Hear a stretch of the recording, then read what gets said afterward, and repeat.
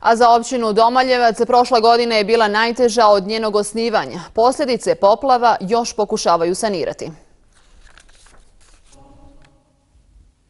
Današnji blagdan Spasova, koji se slavi u selu Bazik na području općine Domaljevac, nosi i bolne uspomene jer su prošlogodišnji blagdan žitelji doživjeli u poplavama. Osim teških materijalnih gubitaka i štete, najveća šteta je dakle 2 života, jedan izravno, jedna se stara baka utopila i druga je također preminula od srčanoga sutradan. U svim stradanjima najteže pogođeni budu najslabiji, kao što je obitelj Mare Divković iz Bazika, koja kao invalid živi s gluhonijemim bratom Matom, njegovom ženom i 4 djece. Prošla godina mi je bila Spasovan u životu najteže, znači što sam preživjela sa ovom djecom na balkonu. Nakon godinu dana posljedice stradanja su prilično sanirane i to najviše zahvaljujući ljudskoj volji i donacijama. A ovako kad ljudi pomognu, znači bude mu teško što se stalno pomaže, daj njemu da on živi od svojeg grada. Još uvijek ovisimo od donatorskih sredstava, od pomoći, a između ostalog prioritet nam je